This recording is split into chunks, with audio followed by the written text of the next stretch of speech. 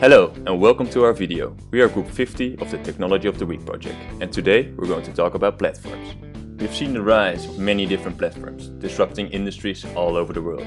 Airbnb is disrupting the hotel industry, and Uber is fundamentally changing the taxi industry.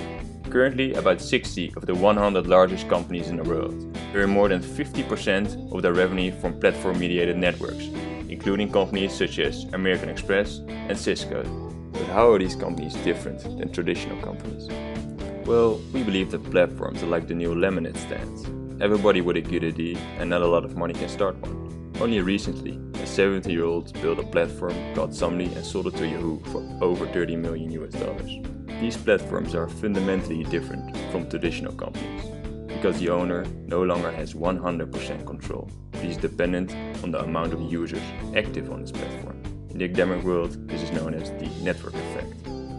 Let's have a look at the classic example of a fax machine. The first machine was totally worthless, until someone purchased a second machine.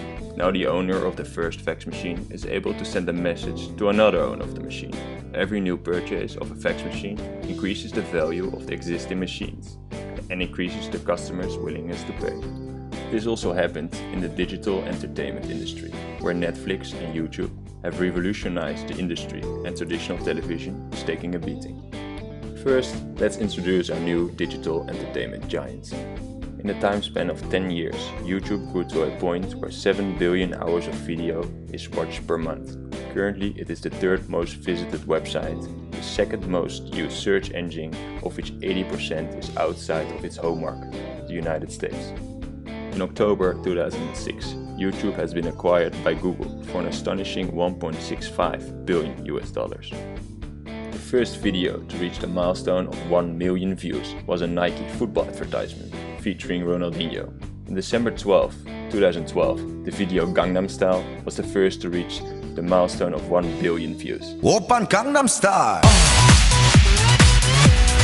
Gangnam Style. Oppan Gangnam Style. And how about Netflix? Netflix was actually already founded in 1997 and started selling DVDs by mail, only to find out 10 years later that this was not the way to go, and launched their online streaming business. In 2015, the number of paying Netflix subscribers worldwide was about 70 million, with just over 26 million subscribers in the United States. It is estimated that by 2020 there will be over 100 million non-US Netflix subscribers worldwide.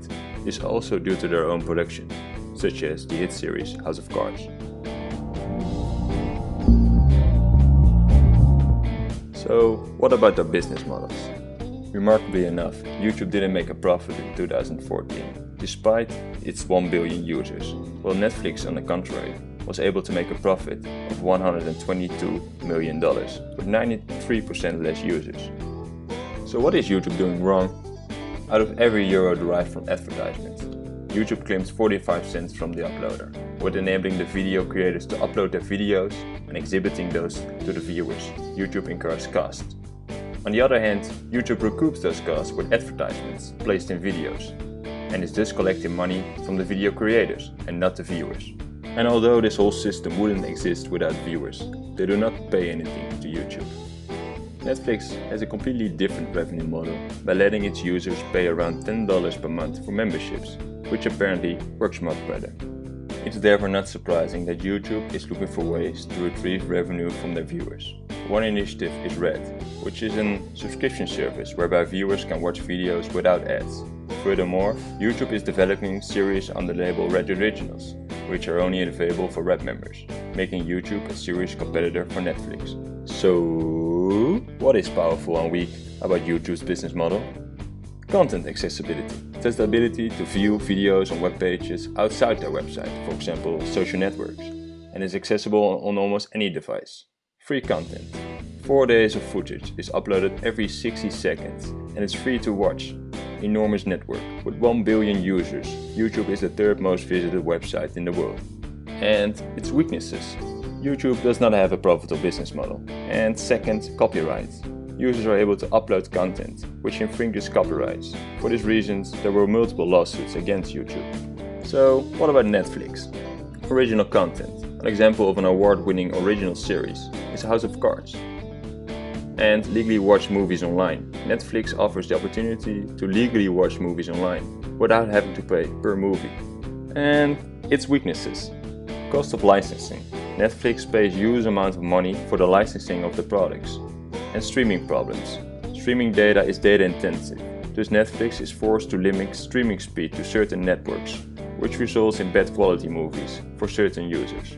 To sum up, 1 billion users versus 17 million users, free versus paid, user-created content versus licensed and owned content, non-profitable versus profit of $122 million, and advertisements versus subscriptions. However, we think that the user-created content and licensed content will complement each other and will together steal traditional TV's crown. Why? Traditional television is outdated. Imagine you want to read a new book, but you can't just pick up a new book. You have to wait till Wednesday night, 8 till 9 p.m. That's weird, right? But traditional television has always been that way. Platforms like Netflix and YouTube provide an all-you-can-eat access to their content.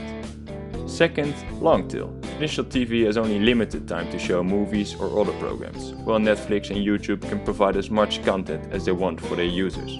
On one hand, the mainstream needs.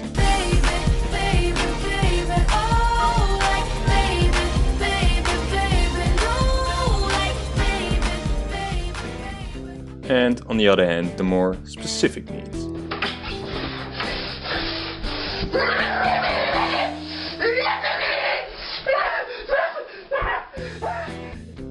Lastly, businesses are moving their money to on-demand. Marketeers are finally reprioritizing their traditional advertising budgets and are adding dollars to digital video.